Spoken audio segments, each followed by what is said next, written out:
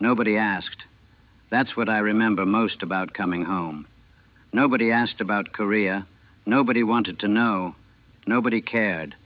The silence was louder than the war ever was. I'm James Hartford, Corporal, U.S. Army 2nd Infantry Division, from St. Louis, Missouri. I was 19 when I shipped out to Korea in 1951. 21 when I came home in 1953. Should have been the best years of my life. Instead, they were the years that hollowed me out and left me empty. But this isn't a story about what happened in Korea. Plenty of those. Stories about Heartbreak Ridge and Bloody Ridge and Pork Chop Hill. Stories about Chinese human waves and artillery barrages and boys dying in the mud. All true, all terrible, all important. This is about what happened after. About the silence. About coming home to a country that had already moved on. About being a veteran of a war nobody wanted to acknowledge. About carrying something nobody wanted to hear about. About 30 years of not talking. Of keeping it locked inside. Of pretending I was fine when I wasn't. Of watching the World War II veterans get their parades and their honor and their recognition while we got nothing. Korea wasn't a real war, they said. Just a police action, just a conflict. Not like the big one, not like the war that mattered. Just some mess in Asia that ended in a draw. Nothing to celebrate, nothing to honor, nothing to remember. So we didn't talk about it, and nobody asked. And the silence grew and grew until it became its own kind of prison. I landed in San Francisco in August 1953, 1 week after the armistice. War was over. Ceasefire signed. We'd won in the sense that South Korea still existed. Lost in the sense that we'd accomplished nothing except maintaining the status quo. Same border we started with. 38th parallel. Like the war never happened. Except it did happen. 37,000 Americans died in Korea. Over 100,000 wounded. Millions of Koreans dead. But we didn't win. Didn't lose. Didn't accomplish anything definitive. So what was the point? What did we die for? Nobody wanted to answer that question. Easier to just not talk about it. The ship docked. We disembarked. There was a military band. Some officers, a few photographers. No crowds, no celebrations, no ticker tape parade. Nothing like the stories I'd heard about World War II veterans coming home. Nothing like the welcome my father got in 1945. We were processed, debriefed, given our discharge papers, told to go home. That was it. 2 years of my life. 2 years of combat and fear and watching friends die. And the send-off was, go home. I took a train to St. Louis, wore my uniform, thought maybe people would, I don't know, thank me, acknowledge me, something. They didn't. Nobody on the train asked where I'd been. Nobody mentioned the uniform. Nobody seemed to notice or care. One old lady asked if I was going to a costume party. A costume party. I just said no and turned away. My parents picked me up at the station. My mother cried. My father shook my hand, asked if I was okay. I said yes. He nodded. We drove home. Nobody mentioned Korea, not once during the entire drive. Dinner that night was normal. My mother made pot roast. My father talked about work. My younger sister talked about school. Everything normal. Everything the same as before I left. Like I'd been gone on vacation instead of fighting a war. I waited for someone to ask about Korea, about what it was like, about what I'd seen, about what I'd done. Nobody asked, so I didn't tell them. I got a job at a factory, metal working, decent pay, union shop. The foreman was a World War II vet, Pacific Theater. He saw my discharge papers, saw I'd been in Korea.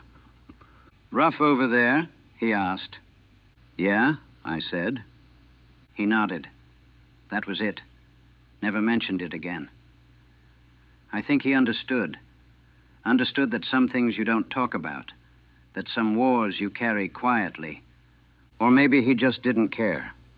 Hard to tell the difference sometimes. I tried to reconnect with old friends, high school buddies, guys I'd grown up with. They'd all moved on with their lives. College, jobs, girlfriends, normal lives. They'd ask where I'd been. I'd say Korea. They'd say, oh, and change the subject. Like I'd said I'd been in Cleveland, like it was nothing. One guy, Tommy Henderson, he tried, really tried. Asked me what it was like. I started to tell him about the cold, about the Chinese attacks, about this kid from Texas who died in my arms, about the artillery, about the fear. He got this look on his face, uncomfortable, distant, like I was speaking a foreign language, like I was making him uncomfortable at his own party. That's rough, man, he said finally. Hey, you hear the Cardinals might go all the way this year? And that was it. Subject changed. Door closed, message received. Nobody wanted to know. Nobody wanted to hear about it. Korea was an embarrassment, a mistake, a war we didn't win, not worth discussing, not worth remembering. So I stopped trying to talk about it. I started drinking instead, not heavily, not like some guys, just enough to quiet things down, enough to make the memories fuzzy, enough to get through the day without thinking about it. I met a girl, Sarah, nice girl, secretary at an insurance company. We dated for a year, got engaged. She asked me about Korea once, early on. I gave her the sanitized version, said it was tough, but I made it through. She seemed satisfied, never asked again. We got married in 1955. Small wedding. My family, her family, some friends, normal ceremony, normal reception, normal life beginning, everything I thought I wanted. But I wasn't normal, and I knew it, and she would figure it out eventually. The nightmares started about 6 months after I got home. Not every night, maybe once a week, sometimes more. I'd wake up gasping, sweating. Sarah would ask what was wrong. I'd say it was nothing, just a bad dream. She'd fall back asleep. I'd lie there awake until dawn. I couldn't tell her, couldn't explain. How do you tell your wife that you dream about killing people, that you wake up smelling cordite and blood, that you still hear the screams of men dying, that you carry faces of boys who never made it home? You don't. You just lie there in the dark and wait for morning. We had kids, 2 boys, 1957 and 1959. Beautiful kids, perfect kids. I loved them more than anything. But I couldn't shake the feeling that I didn't deserve them. Didn't deserve this normal, happy life when so many guys from my unit never got the chance. Tommy Garcia from El Paso, dead at 20. Shot through the head during a night patrol. Kevin O'Brien from Boston, dead at 19. Artillery got him. Didn't even leave enough to send home. Marcus Washington from Alabama, dead at 21. Froze to death after being wounded. We couldn't get to him in time. They didn't get to have families, didn't get to have careers, didn't get to grow old. Why did I? What made me different? What made me worthy of surviving? I never found an answer. The silence at home became routine. Sarah stopped asking about my nightmares, stopped asking if I was okay. She could see I wasn't, but she didn't know how to help, and I didn't know how to let her. My kids would ask sometimes, "Daddy, were you in the war?" "Yes." "Did you shoot people?" "Sometimes." "Did people shoot at you?" "Yes." "Were you scared?" I'd pause, look at their innocent faces. These children who knew nothing about war, nothing about fear, nothing about what it means to kill or almost die. Sometimes I'd say, but it's over now. Except it wasn't over, not for me. It was never over. The 60s came. The country was changing. Civil rights, Vietnam, protests, a new generation, a new war, And suddenly people cared about war again, cared about veterans, cared about the costs and the trauma and the meaning, but they cared about Vietnam, about that war, about those veterans. Nobody mentioned Korea. We were still forgotten, still invisible, still the war that didn't matter. I watched the Vietnam protests on TV, watched young people burning draft cards and marching in the streets. Part of me understood, part of me agreed. War is hell, war destroys, war takes and gives back nothing. But part of me was angry. Where were the protests for Korea? Where was the outrage? Where was the attention when we were dying in the cold for a stalemate? We got nothing. No protests, no parades, no recognition, just silence. I went to a VFW hall once, 1968. Thought maybe I'd find some guys who understood, who'd been there, who carried the same silence. The hall was full of World War II vets. Korea guys were there too, but we were outnumbered. The World War II veterans told their stories about Normandy, about the Bulge, about the Pacific Islands. Everyone listened. Everyone honored them, as they should. They earned it. Then someone asked if any Korea vets wanted to share. A few guys spoke. Brief stories, uncomfortable stories. The room got quiet, not respectful quiet, uncomfortable quiet, like we were intruding on the real veterans' space. One World War II veteran, older guy, drunk, said, "At least we won our war." I left. Never went back. My father died in 1970. Heart attack. He was a World War II veteran, Iwo Jima. Had nightmares his whole life. Drank too much. Hit my mother sometimes when I was young. Before Korea, I didn't understand. Thought he was weak. Thought he should just get over it. After Korea, I understood everything. He was carrying Iwo, carrying the bodies, carrying the friends he lost, carrying the killing, and he had no way to talk about it, no way to process it, no help available. Just expected to come home and be normal. Same as me, same as all of us. At his funeral, people talked about his service, about his sacrifice, about his bravery in the Pacific. They honored him, properly, as they should have. I stood there thinking, who will honor us? Who will remember Korea? Who will talk about what we did when we're gone? Nobody. The answer was nobody. It's 1980 now, 27 years since I came home from Korea. I'm 48 years old. My kids are grown. Sarah and I are still married, still together, though I'm not sure she really knows me. How could she? I never told her who I really was, what I really carried. I read an article last year about a new diagnosis, post-traumatic stress disorder, PTSD. They're calling it that now, studying it, recognizing it, mainly because of Vietnam vets. Finally, someone's paying attention to what war does to people.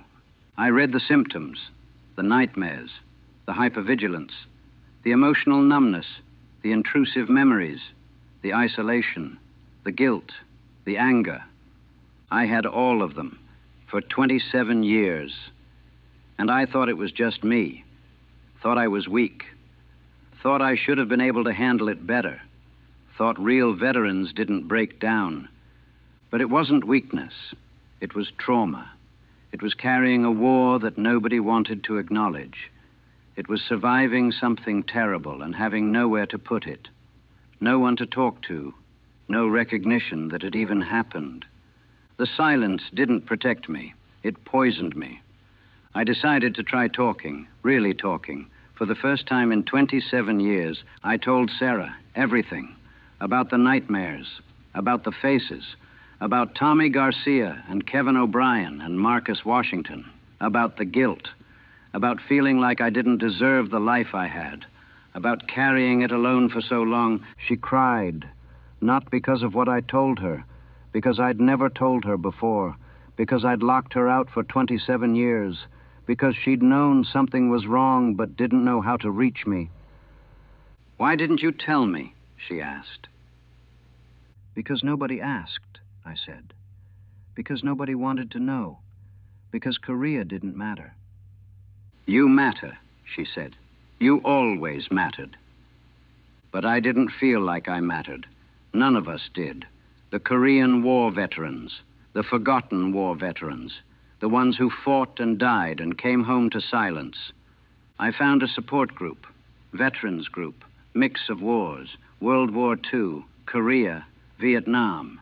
We met once a week, just talked about the wars, about the trauma, about what it's like to carry combat, about how it never really leaves you.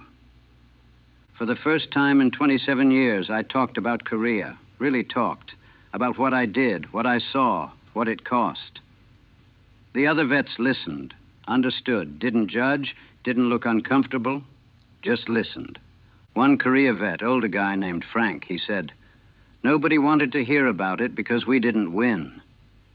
Winning makes war noble, makes sacrifice meaningful, but we didn't win, so our sacrifice doesn't count. Our war doesn't matter." He was right. That's exactly what it was. Korea was a draw, a stalemate, an inconclusive mess.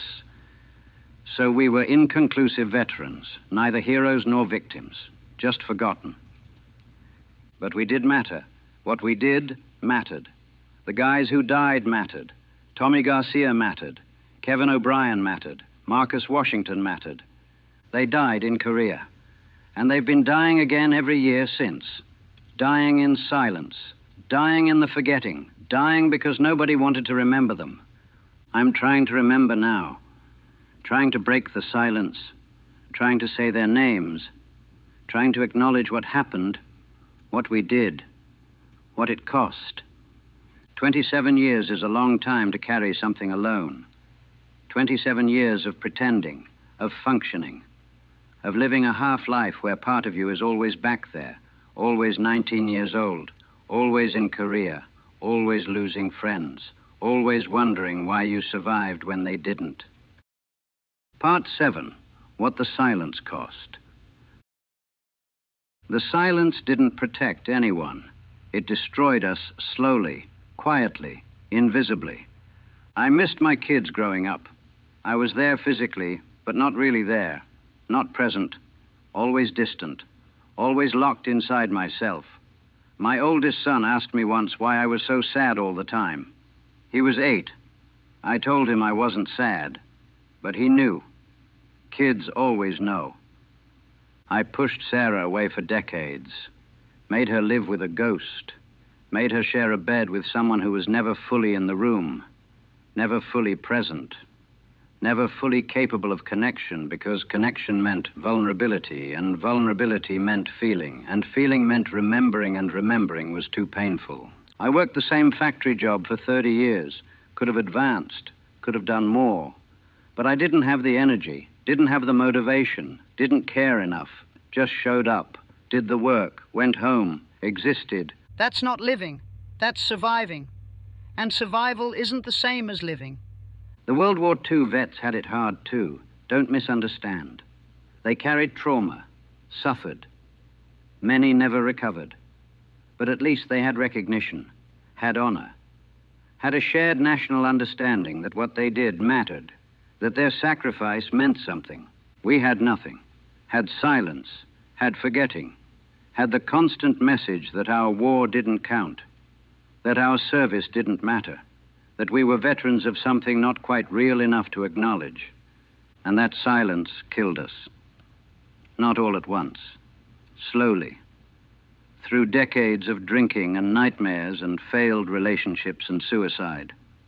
Korea vets had one of the highest suicide rates of any veteran group. Nobody talked about that either. Frank from the support group. The guy who said our sacrifice didn't count. He killed himself in 1979. Couldn't carry it anymore. Couldn't live with the silence. Couldn't exist in a world that refused to acknowledge what he'd done, what he'd given, what he'd lost. He was 47 years old, survived the war, couldn't survive the peace. How many more like him? How many Korea vets died alone, forgotten, carrying wars nobody wanted to remember. How many wives and children grew up with ghost fathers who couldn't connect because connection meant talking, and talking meant breaking the silence, and breaking the silence wasn't allowed? The cost of silence is everything. It cost you your relationships, your joy, your connection to life, your ability to be fully human. The silence becomes a prison, and you're both the prisoner and the guard, locked in by everyone else's discomfort, locked in by your own inability to break free. Part 8, What I Carry Now. I'm 48 years old. I've been carrying Korea for 29 years, 27 of them in silence. I still have nightmares. Still wake up sometimes thinking I'm back there. Still smell things that aren't there. Still hear sounds that don't exist, that probably won't change. PTSD doesn't cure. It just becomes manageable, becomes something you live with instead of something that lives you. But I'm trying now, trying to talk, trying to connect, trying to be present for what's left of my life, trying to honor the guys who didn't make it by actually living instead of just existing. Tommy Garcia would be 48 now if he'd lived, maybe married, maybe kids, maybe grandkids someday. He was funny, quick with a joke, could make anyone laugh even in the worst situations. He died in mud in Korea, and nobody remembers him except the few of us who were there. Kevin O'Brien would be 47. He wanted to be a teacher, talked about it all the time, how he'd teach history, make sure kids understood, make sure they learned. He never got the chance. Artillery doesn't care about your dreams. Marcus Washington would be 49. He was going to go to college on the GI Bill, first in his family. Was so proud of that, so hopeful. He froze to death at 21, wounded and alone. We couldn't reach him. By the time we could, he was gone. I carry them. Always will. But I'm trying to carry them with honor now instead of shame. Trying to say their names instead of hiding them. Trying to remember them properly instead of burying them in silence. The Korean War ended in 1953. But it never ended for us. For the veterans. For the guys who were there. For the families who lost someone. It's still happening. Still being fought. Just fought in nightmares and silence and slow psychological death instead of trenches. People are starting to talk about it more now. About Korea, about the forgotten war, about the veterans who've been invisible for 30 years. Maybe things will change. Maybe future wars will handle veterans better. Maybe.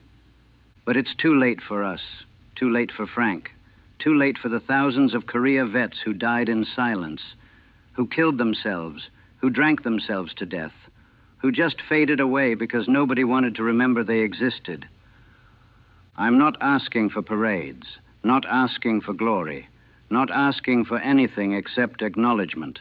Acknowledgement that it happened, that we were there, that it mattered, that we mattered, that Tommy Garcia and Kevin O'Brien and Marcus Washington mattered, that they died for something even if that something was just holding a line in Korea, that their deaths deserve to be remembered even if the war doesn't deserve to be celebrated, that the silence wasn't necessary, wasn't helpful, wasn't protective.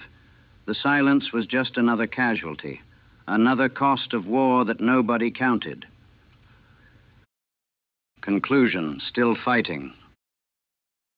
30 years later, and I'm still fighting Korea, just fighting it differently.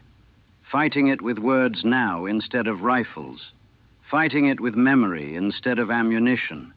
Fighting to make sure it's not forgotten. Fighting to make sure the guys who died aren't forgotten. Fighting the silence that tried to bury us all. I tell my grandkids stories now, when they ask about Korea, about what it was like, age-appropriate versions, but honest. No glory, no heroism, just truth. Just, Grandpa was in a war. It was hard. Some of his friends didn't come home. He thinks about them a lot. They don't understand yet. Someday they will. Or maybe they won't. Maybe they'll live in a world that never makes them understand war. I hope so. I hope they stay innocent forever. But I need them to know it happened. Need someone to remember. Need the silence to end. Even if it's 30 years too late. Sarah and I talk now. Really talk. About everything I should have told her decades ago. She's still here. Still with me. After everything. After 30 years of living with a ghost. She's still here. I waited, she said. I always knew you'd come back someday. I'm sorry it took so long, I said. Better late than never, she said. But I'm not sure that's true. 30 years is a long time. A lifetime, really. And I can't get those years back. Can't undo the distance. Can't repair all the damage the silence caused. All I can do is try now. Try to be present. Try to connect. Try to live instead of exist. Try to honor Tommy and Kevin and Marcus by actually having the life they never got to have. And try to break the silence. For myself. For them. For all the other Korea vets still carrying it alone. Still locked in. Still forgotten. The Korean War ended in 1953, but the war against forgetting is still being fought, still being lost, still costing casualties. I'm trying to change that, one word at a time, one story at a time, one name at a time. Tommy Garcia, Kevin O'Brien, Marcus Washington. Say their names, remember them, acknowledge they existed, acknowledge what they gave, acknowledge what it cost. Break the silence, because the silence is killing us. Has been killing us for 30 years. Will keep killing us until we finally talk, finally remember, finally acknowledge that the forgotten war shouldn't be forgotten, that the veterans of that war shouldn't be invisible, that what we did mattered even if the war ended in stalemate. We mattered. We still matter. And the silence won't change that anymore. I'm 48 years old. I've been silent for 27 years. And I'm not being silent anymore. The war took enough from me. I won't let the silence take what's left.